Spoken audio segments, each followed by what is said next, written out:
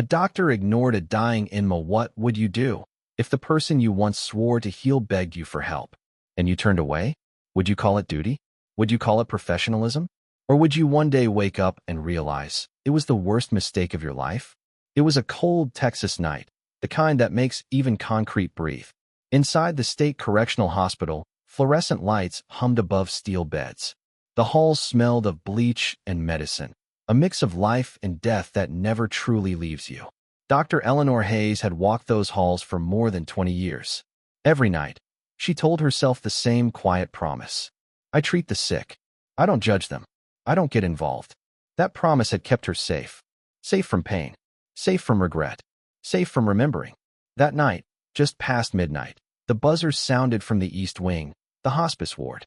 A guard's voice came through the intercom. Dr. Hayes, room 213. He's asking for you again. Eleanor sighed. She'd already seen him twice that evening. Michael Raines, inmate number 114892. Terminal lung cancer. Late stage. He wasn't supposed to last through the week. She gathered her clipboard, pressed her badge against the scanner, and walked down the dim corridor. Each step echoed against the walls like a heartbeat she didn't want to feel. When she entered, he was awake. Thin, pale, breathing through cracked lips. But his eyes, they were steady. Too steady. He looked at her like he already knew something she didn't. Doctor, he rasped, voice trembling. Please, let me see someone. Just once. Before it's over. She didn't look up from the chart. That's not how this works, Mr. Raines. You know the policy. No unsupervised visits. He coughed, pain twisting his face. It's not unsupervised. It's forgiveness. Eleanor paused. For a moment, just a flicker, something inside her chest moved. But she straightened again, professional, detached. Forgiveness isn't part of my job description, she said, turning to leave. His voice followed her, low, hoarse, almost like a whisper meant for no one. You don't remember me, do you? Eleanor froze for half a second. But the training, the walls she'd built, were stronger than curiosity. She pressed the clipboard to her chest, walked out, and let the door close behind her. The hallway was colder now. Or maybe it was just her hands. She told herself it didn't matter. That she'd done the right thing, the professional thing. After all, she wasn't here to comfort dying men. She was here to keep order in chaos. To maintain control. To make sure no one, not even herself, crossed that invisible line between duty and emotion. But as she sat back in her office later, the words wouldn't stop repeating in her mind. You don't remember me, do you? She tried to drown it out with paperwork, typing, the shuffle of forms. Outside, the wind picked up, sharp against the barred windows. The clock ticked toward morning. In the silence, she realized something strange. She had heard his name before. Years ago, maybe. Somewhere she didn't want to remember. For a moment, her hand hovered over the file cabinet, the drawer marked R. Then she pulled back. No, not tonight. She turned off the light, grabbed her coat, and walked away. But even as the door clicked shut, the question followed her down the hall like a shadow. What if his request wasn't about freedom? What if it was something else, something I should have listened to? Soft piano enters, slow, haunting notes. Some choices seem small in the moment. A word, a glance, a decision to stay silent. But sometimes, those choices echo louder than the sirens outside a prison wall. Dr. Eleanor Hayes would wake up the next morning believing it was just another day. Another shift. Another file. Another patient lost. What she didn't know was that within the first hour of daylight, she would open a folder that would destroy everything she believed about justice, mercy, and herself. And by the time she realized the truth, it would already be too late. T's request, until she saw his file the next morning. True crime. Every morning at exactly 6:30, Dr. Eleanor Hayes woke to the same sound. The soft chime of her old alarm clock. Not the one on her phone. No fancy tones. Just the same gentle ring she'd heard for the last 20 years. It sat on her nightstand beside a framed photo. A younger woman in a white coat, smiling proudly beside a much younger girl. Her daughter, Emily. Eleanor never turned the photo face down. But she never picked it up either. She didn't have to. She'd memorized every line of that smile long ago. Her mornings were rituals, not routines. Coffee. Black. 2 sugars, never cream. A neatly pressed uniform. The same pale blue scrubs. The same careful bun in her graying hair. Every step of her day had its place. and every emotion had its box. In a world where chaos could break loose at any second. Inmates screaming, alarms blaring, guards rushing down narrow halls. Rules were the only thing that made sense. To the young nurses, she was strict. To the officers, reliable. To the prisoners, distant but fair. Inside those prison walls, Eleanor had built a fortress. Not just out of policy, but out of pain she refused to feel again. She had started her career believing medicine was about saving lives. But after years in corrections, she learned it was more about managing consequences. Here, people didn't come for healing. They came for control, for order, for someone to remind them of limits. And Eleanor? She was very, very good at reminding people of limits. Sometimes, during the rare quiet hours, she'd sit in the staff room with her coffee cooling beside her and stare at the barred window. Outside, the sky looked the same as anywhere else. Soft orange sunrise, faint chirp of birds. But inside, the air was always heavy, as if hope didn't belong there. She didn't mind. She told herself she wasn't there for hope. She was there for rules. Rules never lied. Rules didn't die. Rules didn't leave you asking why. Years ago, when Emily was still home, Eleanor used to believe she could protect her daughter, the same way she protected her patients, by controlling the world around her. She'd set curfews, checked grades, chose friends for her, even chose the church they'd attend every Sunday. She thought structure meant safety. But Emily, she was all fire and freedom. The kind of girl who laughed in the rain and dreamed past fences. Their fights became routine, too, like thunderstorms that always came on schedule. Eleanor would raise her voice, and Emily would raise her chin. You think the world will break you if you don't follow the rules, Emily once said. But Mom, sometimes it breaks you even when you do. That was the last real conversation they'd had before Emily left home. Now, all these years later, Eleanor's apartment felt more like a waiting room than a home. White walls, clean counters, a single plate on the table.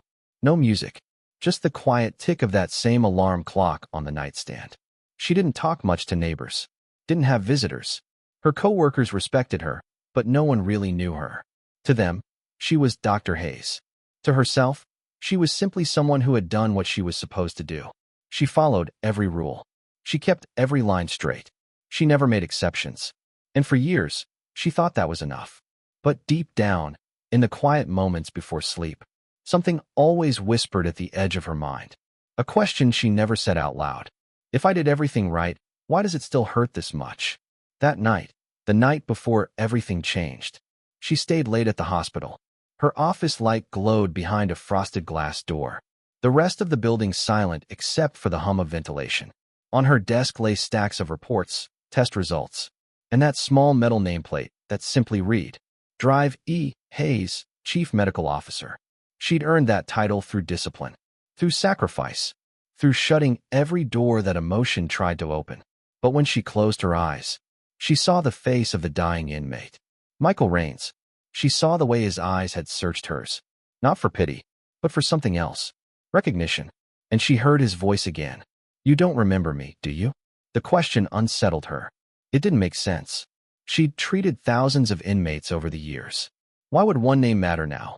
She tried to focus on her work, but her mind kept circling back, like a clock that refused to move forward. At midnight, she finally shut off the light, gathered her coat, and headed for the exit. The night air hit her like a quiet truth. Cold, still, endless. From the guard tower, a searchlight swept across the yard, cutting through fog and shadows. For a moment, she thought about what it must feel like to know your last sunrise is coming soon. But she pushed the thought away. That kind of empathy was dangerous here. It could make you weak. And weakness, in Eleanor's world, wasn't allowed. As she walked toward her car, she glanced back once at the long row of windows glowing dim behind her. Room 213 was still lit. The man inside was probably still awake, still waiting, still hoping someone would listen. She tightened her scarf and turned away. Tomorrow, she told herself, she would finish his paperwork, sign the release forms, and move on. Just another file, just another name, nothing more. What she didn't know was that tomorrow morning, that nothing more, would become everything she'd ever tried to forget. The night before everything changed was the kind of night that seemed too quiet to trust. A pale moon hung over the Texas Correctional Hospital, and inside, The hallways were empty except for the hum of old lights and the slow rhythm of distant footsteps. Dr. Eleanor Hayes was finishing her last rounds. Her clipboard was heavy with reports, test results, medication charts, and a list of patients who wouldn't make it to morning. She had done this for years. Death, to her, had a pattern. It came quietly. It didn't always make noise. Sometimes, it was just the sound of air leaving the room. But there was something different about room 213 that night. The guard at the desk, Officer Miller, leaned forward when she passed. "Doc, he's asking for you again." Eleanor didn't slow down. "He already had his meds 2 hours ago. He'll be fine." Miller frowned. "He doesn't look fine. He said he won't sleep unless he talks to you." She sighed. She'd had a long day. Her back ached, her feet hurt, and she wasn't in the mood for another dying man trying to pull her into his story. Still, she turned down the hallway. She told herself it was protocol. But deep down, it was something else. A feeling she didn't like admitting. When she pushed open the door to room 213, the smell of antiseptic hit her first. The room was dim, lit only by a small lamp. Machines blinked weakly beside the bed. Michael Raines lay still, his body thin beneath the rough prison sheets. He turned his head slowly when she entered. "Dr. Hayes," he whispered. "You came back." She checked his pulse, pretending not to hear the relief in his voice. "You should rest, Mr. Raines. You need your strength." He gave a faint, crooked smile. "Strength? That's long gone." She wrote something on his chart, trying to ignore how his voice carried a strange calm. Not fear, not pain. Something else. "What is it you wanted?" she asked. Her tone clipped, professional. He looked at the ceiling for a moment, as if trying to gather air and courage at the same time. "There's someone I need to see. Just once. Before I go." She shook her head. "You know that's not possible. Visitors need approval. We can't bend the rules for last-minute requests." "It's not a visitor," he said quietly. "It's someone I wronged." She hesitated.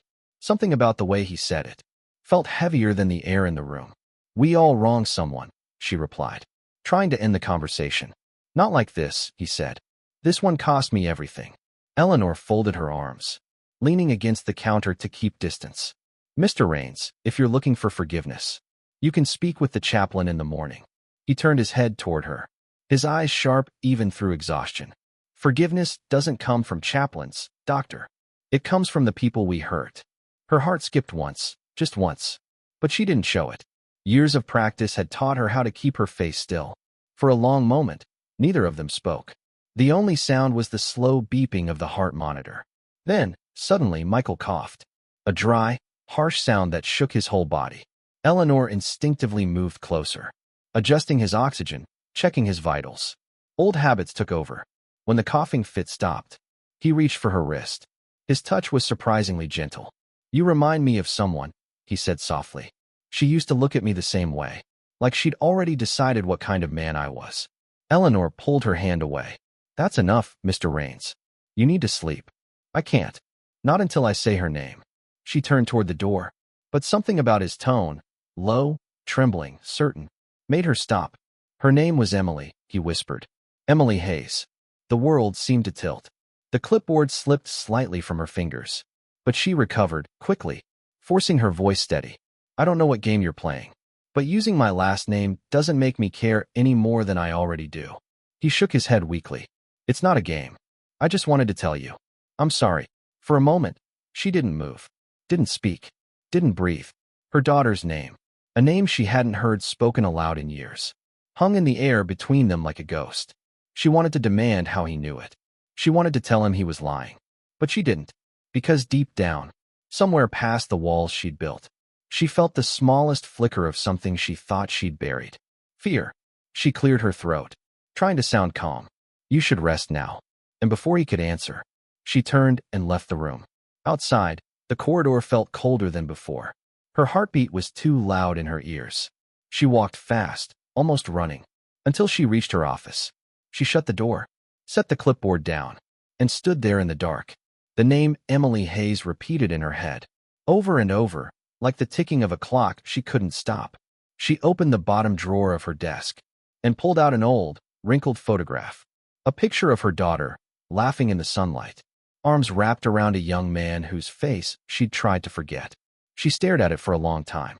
Then she shoved it back inside, closed the drawer, and locked it. That night, Eleanor barely slept. When she did drift off, she dreamed of her daughter standing in the prison hallway, calling her name. But every time Eleanor tried to reach her, the door slammed shut. By morning, the air outside had turned gray and heavy. Rain tapped gently against her window.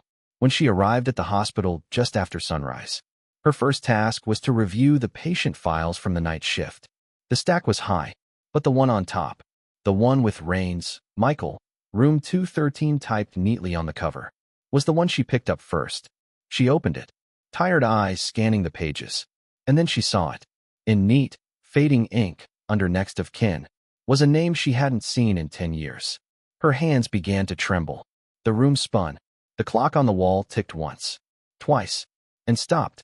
She whispered her daughter's name again, as if saying it might change what she'd just seen.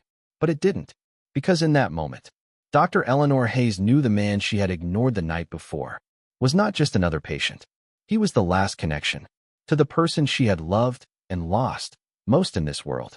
And now, he was dying. Morning came quietly, the kind of gray morning that never really turns to day.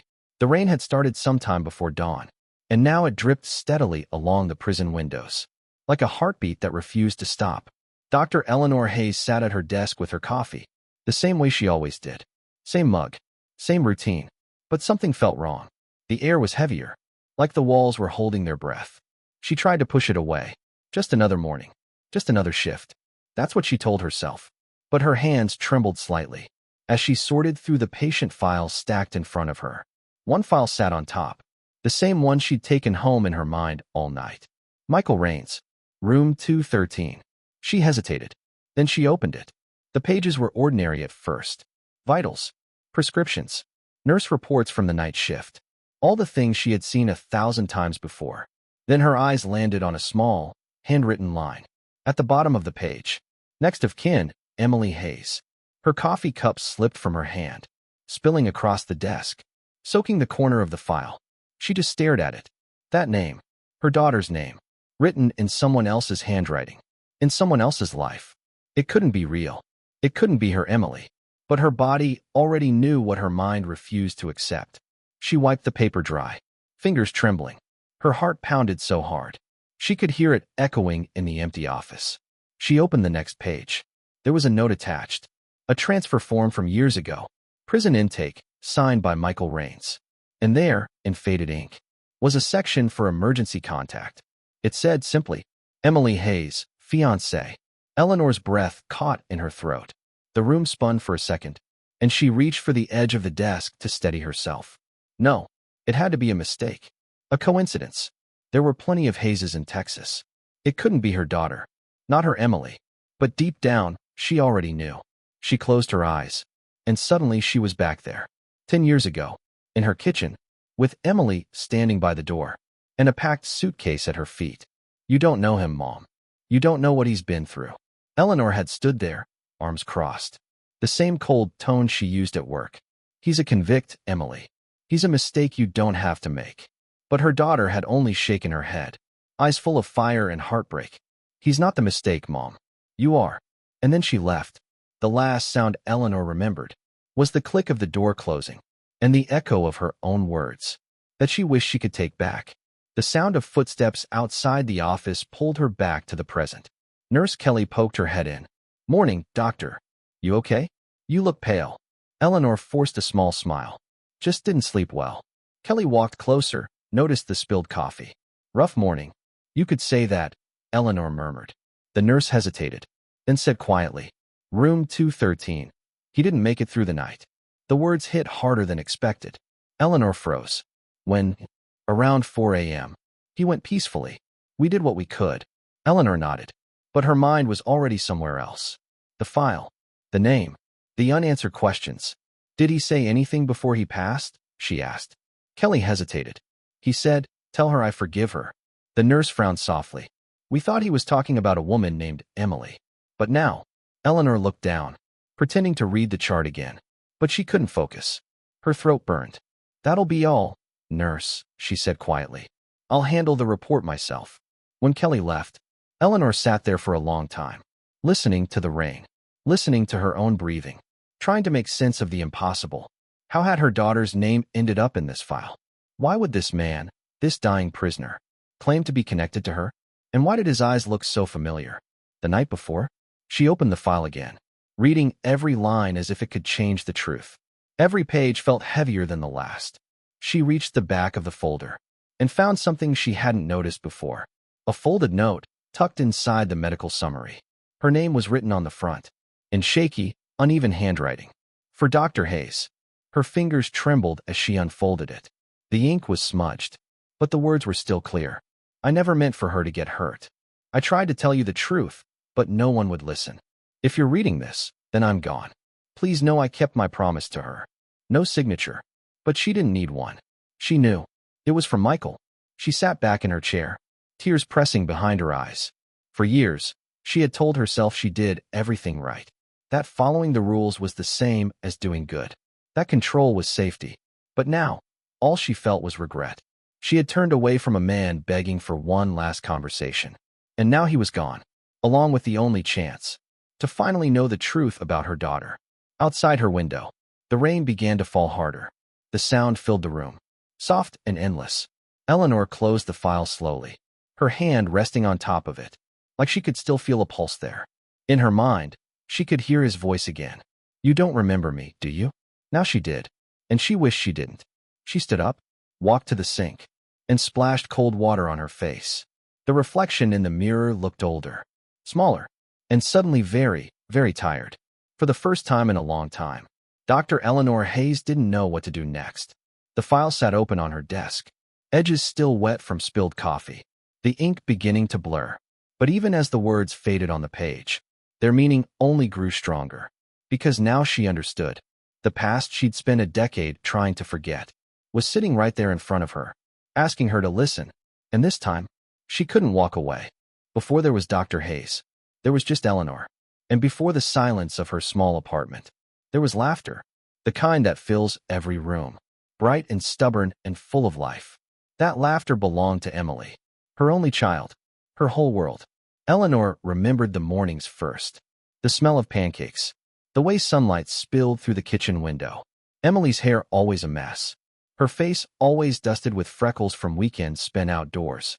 You can't go to school like that, Eleanor used to say with a half smile, brushing crumbs off her daughter's cheek. Why not? You always tell me to be myself, Emily would reply, grinning.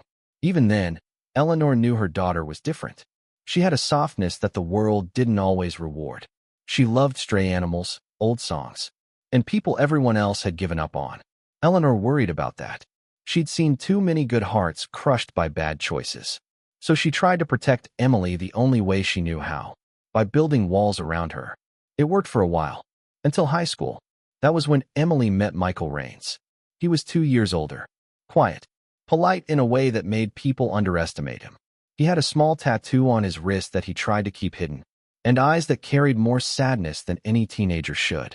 He worked part-time at a repair shop near their neighborhood.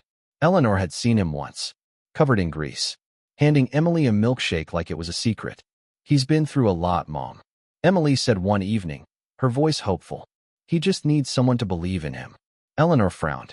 People like him don't change, sweetheart. You're too young to understand that. People like him, Emily repeated quietly. That's exactly what everyone said about Dad before he left. That ended the conversation. Eleanor didn't talk about her ex-husband. She never did. He had left when Emily was 8. Too many late nights, too many broken promises. She had built her life on not repeating that mistake. So when she saw her daughter heading down that same road, something inside her hardened. The arguments started small. Missed curfews, late-night phone calls, a lie here, a skipped class there. Then one night, Eleanor found a letter tucked under Emily's pillow.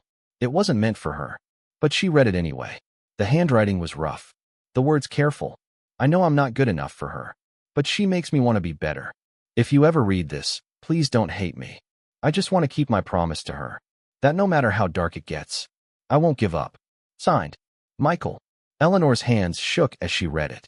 All she saw was a threat, a reminder of every man who'd disappointed her. She tore the letter in half and waited for Emily to come home. When the front door finally opened, Eleanor was sitting at the table, the torn pieces spread out in front of her. You went through my things, Emily's voice cracked between anger and disbelief. "You're 17, Eleanor shot back. "You don't understand what you're getting yourself into." "I understand that you don't trust me," Emily said. "You never have. Trust has to be earned," Eleanor said sharply. "And you earn it by staying away from people who drag you down." "He doesn't drag me down," Emily said, tears filling her eyes. "He makes me feel like I matter." "You matter to me," Eleanor whispered. "Then why don't you ever listen?" The argument went on for hours, words turning into weapons neither of them could take back. By the end, Emily was standing at the door with her backpack. "I'm leaving," she said softly. "Just for a while. Until you can see who he really is. If you walk out that door, Emily," Eleanor said through clenched teeth, "don't bother coming back." Emily's eyes shimmered with hurt. "You think rules can save you, Mom," she whispered. "But they're just another kind of prison." And then she was gone. Eleanor waited a day, then 2, then a week. Each morning, she checked the window, half expecting to see her daughter walking up the driveway. But she didn't. Then, one rainy evening, a knock came at the door. A police officer stood outside, hat in hand, eyes down. There had been a crash. A car lost control on the highway near Austin. A young woman was pronounced dead at the scene. Emily Hayes. The funeral was small. A handful of co-workers. A few of Emily's friends. Eleanor stood by the casket, hands clasped tightly together, and tried to feel something other than disbelief. People spoke softly around her. They said things like, "She's in a better place," and, "At least she's at peace now." But none of it mattered, because peace was something Eleanor would never know again. She learned later that Michael had been in the passenger seat. He survived, bruised, broken, but alive. He was arrested weeks later for unrelated charges. Some said he'd stolen the car. Others said he confessed just to protect Emily. Eleanor never cared which was true. All she saw was the man who had taken her daughter from her. For years after that, she kept a box in her closet. Inside were things she couldn't bear to throw away. Emily's school photo, her silver bracelet, and a graduation dress that was never worn. Sometimes, on sleepless nights, Eleanor would open the box just to remind herself that Emily had been real. She'd run her hand over the fabric, smooth and soft, and whisper into the dark, "I only wanted to protect you." But the walls never answered, and the silence always stayed. That was 10 years ago. 10 years of pretending she had made peace with it. 10 years of telling herself that time was the cure for pain. But the truth was, she had only learned how to hide it better.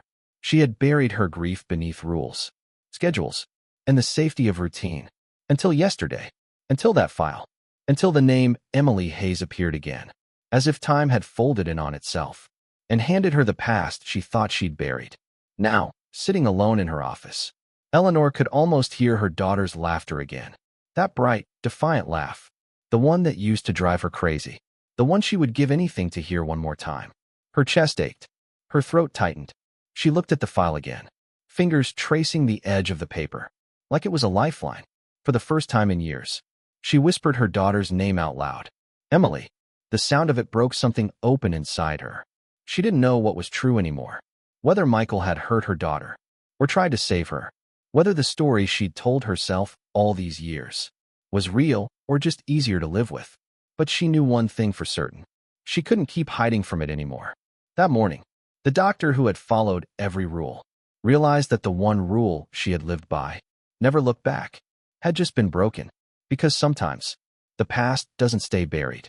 Sometimes, it comes knocking on your door, with the name of your child written inside a file.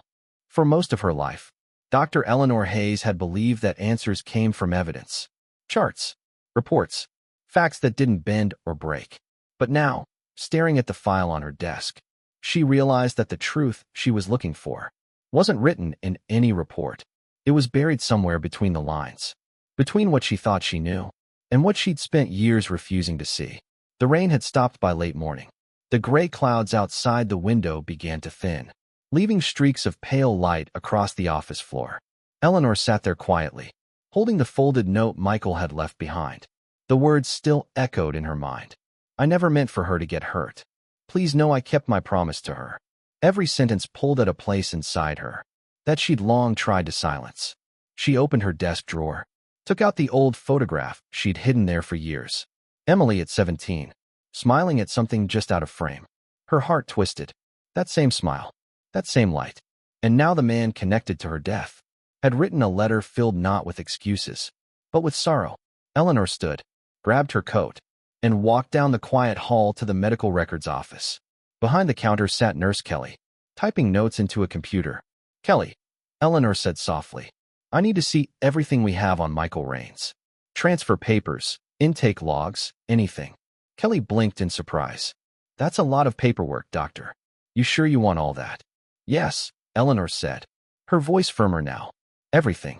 They worked together in silence, sorting through boxes of dusty folders, files dated back years, medical exams, visitor logs, letters marked confidential.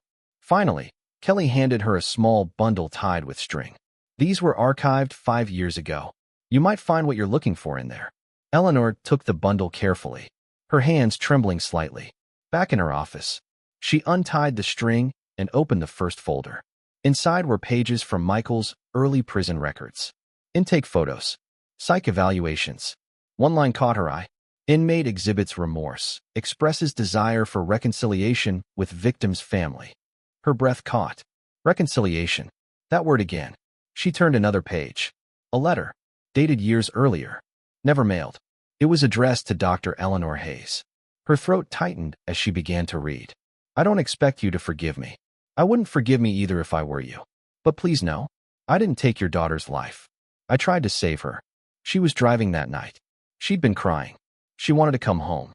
I told her I'd drive, but she refused. She said she needed to prove she could fix things on her own. When the car spun out, I grabbed the wheel too late. The police assumed it was me. And maybe I let them, because I thought maybe it would be easier for you to hate me than to lose her and blame yourself." Eleanor's vision blurred. Her hand covered her mouth.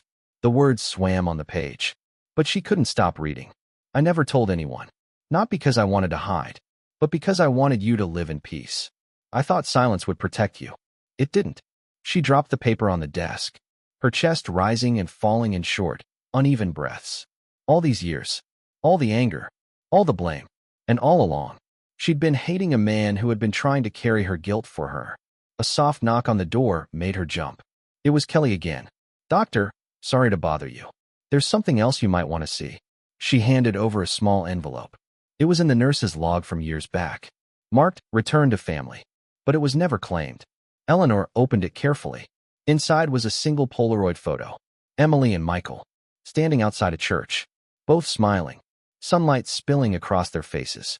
On the back, in Emily's handwriting, were the words, "He promised me he'd tell her the truth." Eleanor's fingers tightened around the picture.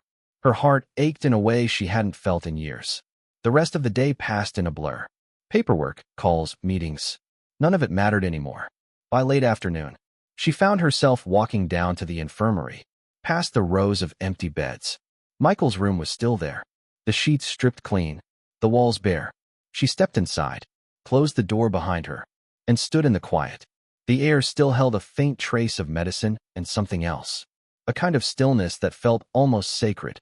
On the bedside table, someone had left a small paper bag. Inside were Michael's belongings, a watch, a Bible, and one last folded letter addressed again to her. Her hands shook as she opened it. "If you're reading this, I hope you finally know the truth. I didn't save Emily the way I wanted to, but I kept her promise. She wanted to come home, Doctor. She wanted you to forgive her. I'm sorry I couldn't bring her back." She pressed the paper to her chest and closed her eyes. Tears came, quiet and unstoppable, for the first time in years. Eleanor let herself cry, not the controlled tears she allowed at funerals or hospital corridors. Real tears, the kind that burned, the kind that carried 10 years of silence. She cried for Emily, for Michael, for the version of herself that had believed control was the same as love. When she finally looked up, the rain had started again, soft and steady against the windows. Outside, the sky had turned golden with the setting sun, and for a brief second, the world felt almost gentle. Eleanor took one last look at the letter and whispered, "I believe you." In that small, silent room, the truth had finally found her. It hadn't come through rules, or reports, or the order she'd spent her life building. It had come through pain, and loss, and love that refused to die, even after everything else was gone. And though she couldn't change the past, for the first time, Eleanor Hayes knew what she had to do next. She had to forgive, not just him, Not just her daughter, but herself. The sun had already started to set, turning the gray sky into soft amber light. The rain had stopped. The world outside the window was quiet, washed clean, as if it, too, had been holding its breath all day. Dr. Eleanor Hayes sat alone at her desk, the same desk where she had written countless reports, signed countless forms, and spent countless nights pretending that work could erase pain. But this time, there was no report, no form, just a folded letter, edges worn from the way she had held it over and over again. Michael's letter. She unfolded it carefully, the paper trembling slightly between her fingers. She had already read it once that afternoon, but this time she read it slowly, letting every word settle deep inside her. If you're reading this, it means I didn't get the chance to say goodbye. I wish I could have told you sooner, but every time I tried, I thought of how much you'd already lost. I thought silence would protect you. I see now, it only built another wall between us. Eleanor's throat tightened. Her eyes moved to the next paragraph, and she felt her heartbeat slow, each word pulling her closer to something she wasn't sure she was ready for. Emily loved you more than she ever knew how to say. The night she left, she told me she just wanted to fix things. She was driving home to tell you she was sorry, but she never made it. A tear slipped down Eleanor's cheek. She didn't wipe it away. I took the blame because I couldn't let you live with that guilt. You'd already lost her once when she walked out that door. I couldn't make you lose her again because of the truth. So I said nothing. But silence is a cruel kind of mercy. Eleanor set the letter down, hands trembling.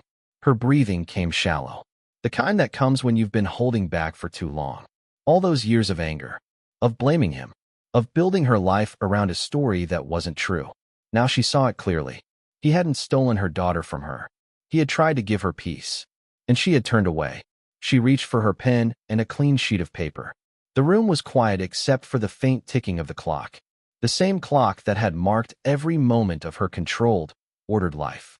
For the first time, Eleanor didn't want control. She wanted honesty, even if it hurt. She began to write. Michael, she wrote softly, I don't know if you can hear me, but I need to say this. Her handwriting was careful at first, but the lines grew shakier as the truth began to pour out. For 10 years, I hated you. I told myself it was easier that way. It was simpler to believe you took something from me than to face the possibility that I pushed her away. But now I know. I know what you carried. I know what you tried to protect me from. Her hand paused.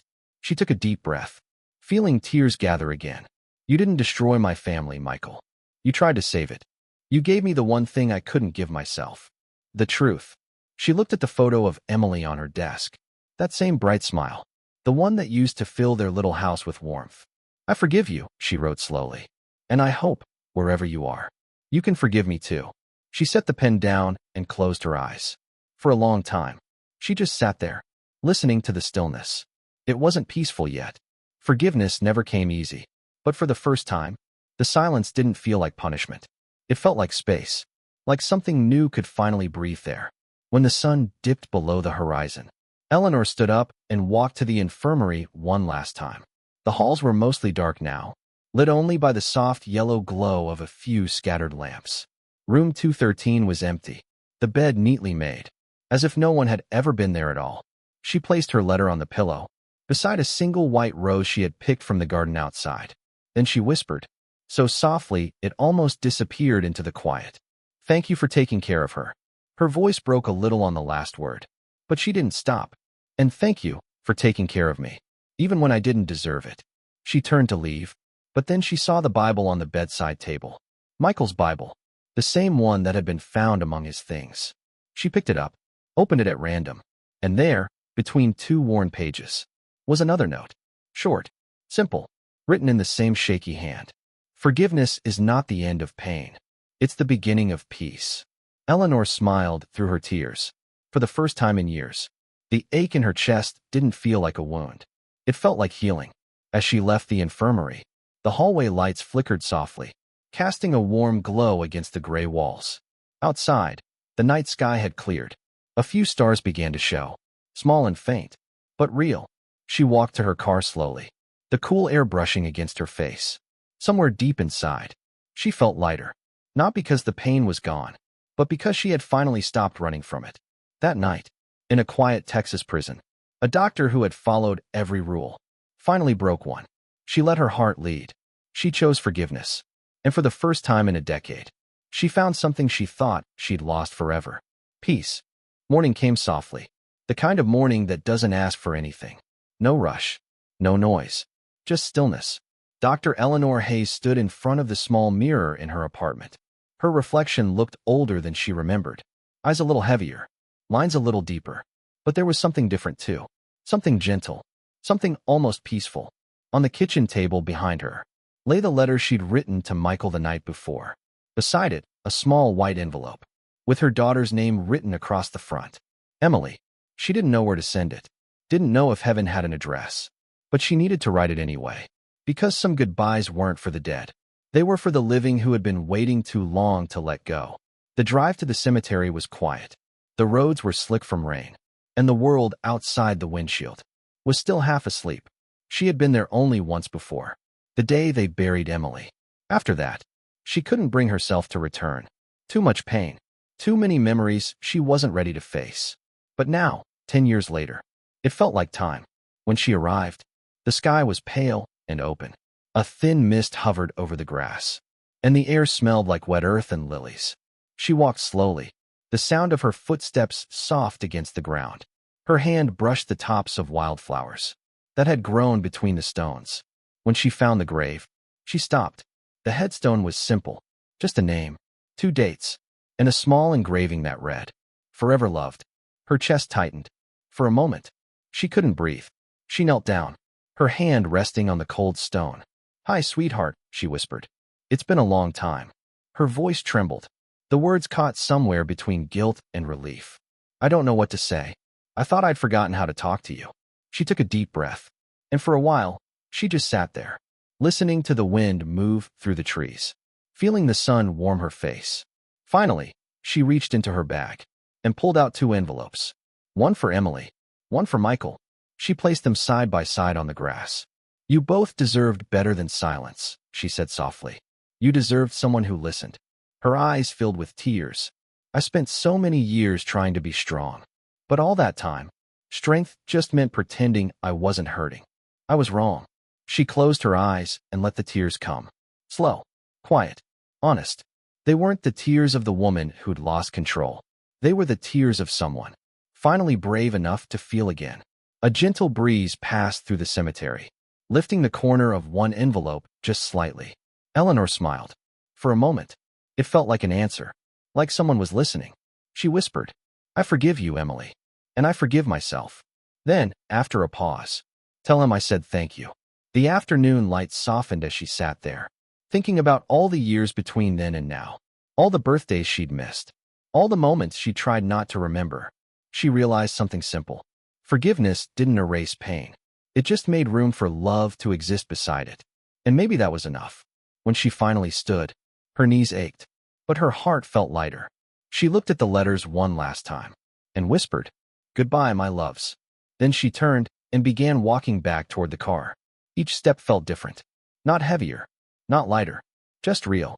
She could feel the sun on her shoulders, the wind on her face, the steady beat of her heart reminding her that life somehow goes on. Later that evening, back at the prison hospital, Eleanor walked to room 213. The room was dark now, ready for the next patient. But she still knocked on the door, as if asking permission to enter. She placed a small photo of Emily on the table, right beside the Bible Michael had left behind. Then she whispered, "You kept your promise." Her voice cracked, but this time she didn't hold it back. "I hope you found her, and I hope she's smiling again." For a long time, she just stood there, the hum of the air vent, the faint scent of disinfectant, the stillness of a room that had seen too much death, and maybe just a little redemption. When she finally turned to leave, she glanced back one more time. The light from the hallway spilled in through the doorway, casting a faint glow across the bed. In that soft light, it almost looked like someone was still there, peaceful, resting. Eleanor smiled through her tears. "Good night, Michael." Outside, the night air was cool and calm. The parking lot glistened under the streetlights, tiny reflections of a sky now full of stars. She stood there for a moment, looking up. For years, she had believed that forgiveness belonged to the dying, that it was something people found only when it was too late. But now she understood. Forgiveness was for the living. It was the way we remember love, without letting it destroy us. As she drove home, the road stretched out before her, quiet and endless. The headlights cut through the dark, and for the first time in a decade, Eleanor felt like she wasn't driving alone. Somewhere in the stillness, she could almost hear her daughter's voice again, laughing, free, and beneath it, a man's voice, soft and steady, whispering the words he'd left behind. Forgiveness is not the end of pain. It's the beginning of peace. A week had passed since that morning at the cemetery. The days felt slower now, but not empty the way they used to. The silence in Eleanor's apartment no longer pressed down on her chest. It just existed, peaceful. She had started opening the windows again, letting the sunlight in, letting the world touch her life in small, quiet ways. The air smelled like rain and coffee. For the first time in years, she could smell both without feeling pain. On her kitchen table, next to her morning cup, sat a new notebook. The pages were still blank, except for the first line she had written days before. What I've learned by listening. It wasn't meant to be a book, or even a journal, just a place to write down the things she wished she'd said sooner, the words she had spent a lifetime keeping inside. She wrote slowly, carefully, like each sentence was a small act of healing. At work, people noticed a change in her. Her voice was softer, her steps lighter. Nurse Kelly had seen it first. One afternoon, while sorting supplies, she looked up and said with a small smile, "You seem different lately, doctor." Eleanor smiled back. "Maybe I finally got some sleep." Kelly laughed. "Whatever it is, don't lose it."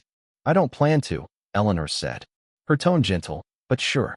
In the evenings, she began to walk around the hospital courtyard, a place she had ignored for years. The flowers were small and uneven, but they grew anyway. She liked that. Something about their quiet persistence reminded her of Emily. Sometimes, she'd sit on the bench with her coffee and talk softly under her breath. Not to anyone in particular, just to the air, to the memory of voices she still carried in her heart. "I'm listening now," she would whisper. "I'm finally listening." There were still hard days, the kind where old guilt found its way back in. When she'd walk past room 213 and feel a familiar ache in her chest. But instead of turning away, she would pause at the doorway, close her eyes, and breathe. Grief didn't scare her anymore. It had become something else. A reminder that love never really disappears. It just changes shape. One quiet Sunday afternoon, Eleanor drove to the small park, where she used to take Emily as a child. The same wooden swings were still there, swaying slightly in the wind. The sound was soft, almost like a memory being played back just for her. She sat on one of the benches, hands folded, and watched the trees bend gently with the breeze. She thought about all the moments she had missed, and all the ones she still had left to live. For years, she had believed that the only way to survive loss was to stay strong, to hold everything together, to never let the cracks show. Now she understood. The cracks were how the light got in. That evening, she drove home as the sun began to set. The sky turned gold, then pink, and she caught herself smiling without realizing it. Inside her apartment, the photo of Emily still sat on the shelf, but now it was joined by another, a small picture of Michael, taken from his intake file. She had placed them side by side. Mother, daughter, the man who carried both their truths. She lit a candle beside them, not out of grief, but out of gratitude. "We're all right now," she said softly. "All of us." Later that night, Eleanor sat by her window with her notebook again. The city outside was quiet. A few lights flickered in distant apartments. Somewhere, a dog barked once, then stopped. She wrote another line. Something simple. Something she finally believed. Listening is how love begins again. As she closed the notebook, she felt a strange calm wash over her. The kind that comes when you've stopped fighting yourself. She thought about the patients she would see tomorrow. The scared ones. The angry ones. The ones who, like her, had built walls to keep the world out. She promised herself something. That she would listen to them. Not just to their symptoms, but to their stories. Because sometimes, the smallest act of kindness can be the beginning of someone else's healing. Dr. Eleanor Hayes had spent most of her life trying to save others. But in the end, it was one dying man's truth that saved her. And though the world still carried its share of sorrow, she finally knew how to face it. Not with rules, not with control, but with an open heart. The doctor who had once refused to listen had finally heard everything that mattered. And for the first time in a long time, she felt ready to live again. Life has a way of teaching us lessons, long after we think we've already learned them. For years, Dr. Eleanor Hayes believed that strength meant silence. That duty meant never letting her heart show. But she learned something different. That listening can be braver than speaking, and forgiveness can be stronger than pride. The world around her hadn't changed much. The same streets, the same gray hospital walls, the same old coffee machine humming in the corner. But inside her, something was new. The anger that had once filled every quiet moment was gone. The weight of guilt that had followed her like a shadow had finally lifted. What remained was something small, but powerful. Peace. Not the kind that comes from forgetting, but the kind that comes from finally understanding. Eleanor once thought forgiveness was a gift you gave someone else. Now she knew it was a gift you gave yourself. Because when you forgive, you stop living in the moment that broke you. You start living in the one that heals you. She still visited the cemetery sometimes, brought fresh flowers, sat beside the headstone and told Emily stories about her patients, her days, and how much she still missed her laugh. And every time she left, she whispered the same words. I'm listening now.